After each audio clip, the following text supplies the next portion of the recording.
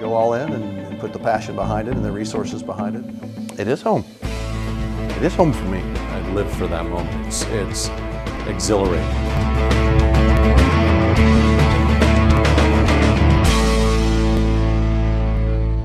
When it comes to sports management in Oklahoma, Bob Funk has been leading the way for more than a decade with baseball, hockey, rodeo in his repertoire.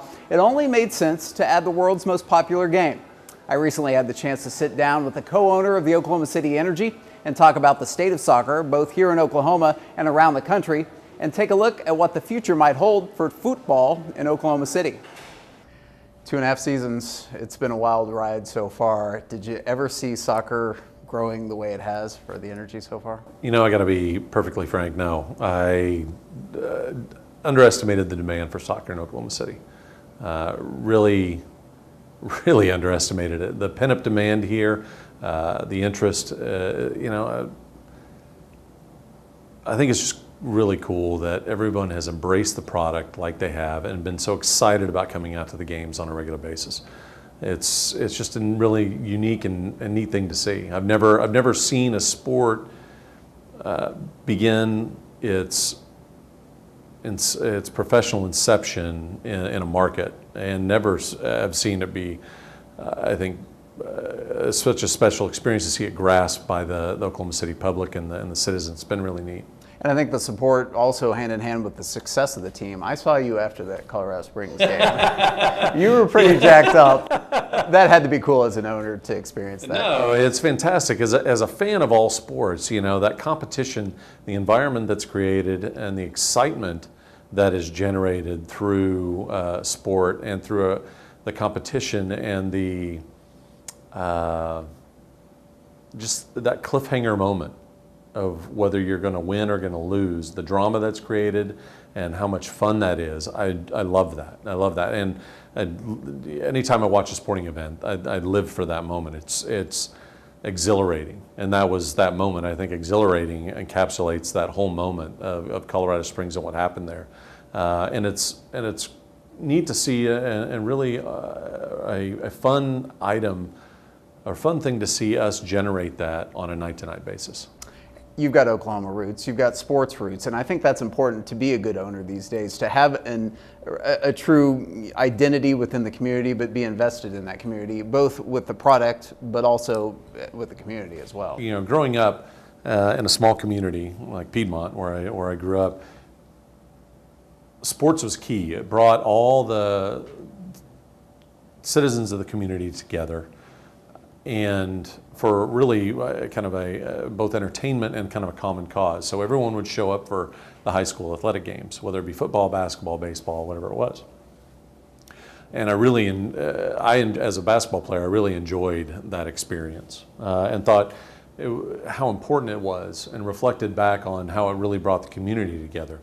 And we were a school team, and we were really the community's team, with all of us being there for one kind of common purpose. And that translated as I got older and played more sports here in Oklahoma City, and then became kind of the part of the business environment. I really came to understand how much the community really in de facto owns the team. They're the ones that support their team, that drive the team. They come together and take the team to new heights, quite frankly.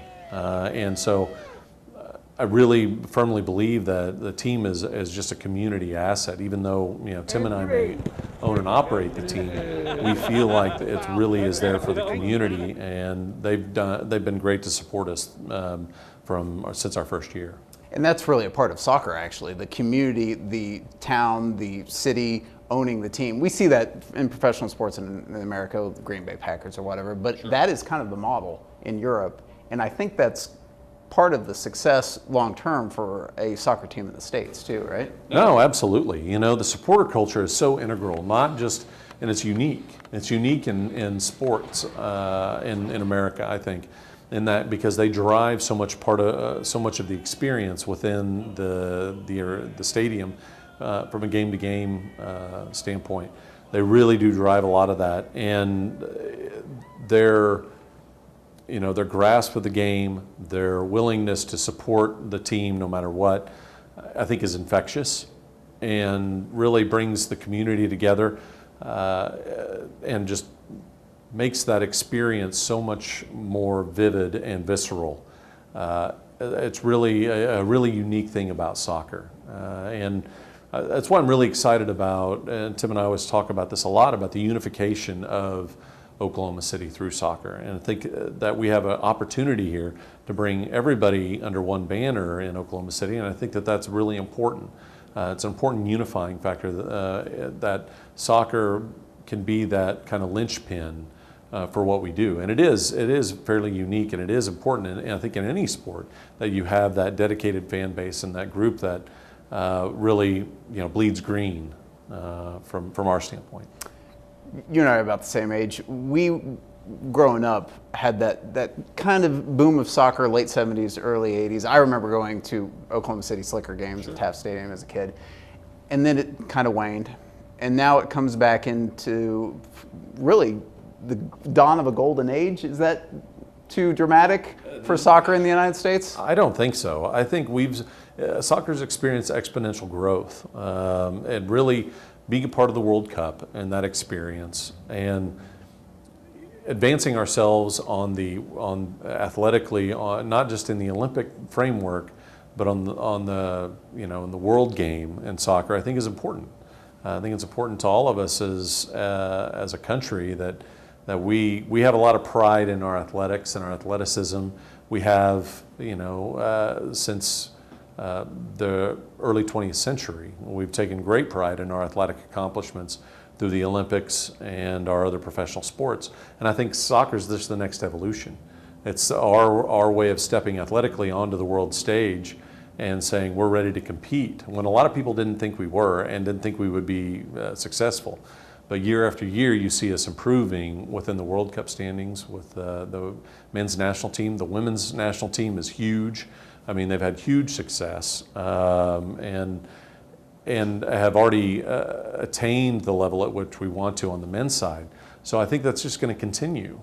We still have a little bit of a mountain to scale along those lines in comparison to the European and South American teams. But I think we're on our way to getting there, and I think it's just going to continue. You're a sports guy, but you're also a business guy. I've always contended that one of the reasons soccer didn't succeed in the United States is that some of the networks, especially TV coverage, didn't want it to because there wasn't enough ad time to sell within the games. We're now seeing the major sporting outlets show every night highlights of MLS games, highlights of Premier League games. They're showing complete game broadcasts on their air. That's, to me, one of the biggest signs that I think soccer's here for the long haul now. No, I would agree with that. I think soccer has a very has an anchor in the U.S. soccer market and the culture here, and I think it's just going to continue. It's interesting when you mentioned the TV aspect of it. So much is driven by popular appetite in terms of media, and media are really they tend to be very interesting animals when it comes to the popularity of a certain sport and whether they're willing to broadcast it or cover it for any reason.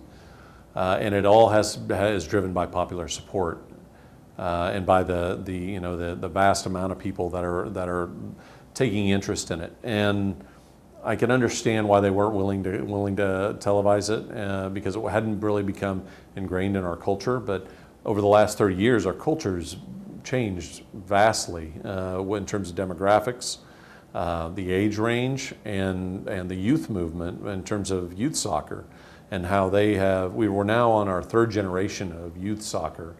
And so you're seeing a lot of older adults that participated in youth soccer when they were young. They're more attentive to the sport publicly. They seek out the information about certain games or what's going on, especially the World Cup competition, and have a lot of specific interest there. So I can understand why there would be reticence 30 years ago and 20 years ago to cover soccer along those lines from a mass media standpoint. But now that the demographics has changed and the appetite has changed and there's so much more demand, I think it's natural that they gravitate towards it. I noticed it back in 2010 when ESPN started covering the games during the summer leading up to the World Cup. Really saw, that was my indicator personally that soccer is beginning to take notice of soccer. The MLS had been in operation for 10 years at that point. They'd fared decent, but not really well. And then during that point, became kind of, I started watching the ratings numbers, and the growth began exponentially. So it was a clue to me to say, from a business standpoint specifically, soccer is going to be an opportunity on down the line, and there'd be an opportunity nationally. Speaking of opportunities on down the line, you guys have made no bones about the ultimate goal for the Oklahoma City Energy is to get to the MLS. Now, I know it's not completely in your hands, it's not in Tim's hands, it's not in the organization's hands, because the MLS has a lot to say, a lot to do with the process. But what does Oklahoma City have to do at this point to be in position to receive an MLS team at some point? I like how you phrased that it isn't all in our hands necessarily as owners. We can only provide the platform and the opportunity. I think the number one group that probably has the most influence over whether we get a MLS team is the Oklahoma City public and the community. We have achieved amazing things from a community-wide standpoint through our MAPS program, the Thunder, all with community support. And they really are kind of the number one influencer when it comes to this market and whether MLS takes us seriously from an MLS standpoint. So as I said before, it really is a community asset. If the community will support us in that effort and getting us there, then I think that is kind of the number one thing. And how do you support the effort to get there? It's through attendance. It's through coming to the games and participating in the games inside and outside the stadium, whether that be through your local community or social media. So that's a big key component, and that attendance will drive our the effort to be noticed by the MLS, just as it has in Orlando, Sacramento, now Cincinnati. Cincinnati sold out their stadium at 23,000 people and is definitely, I think, probably getting the notice of the MLS. So that's first and foremost how we get there.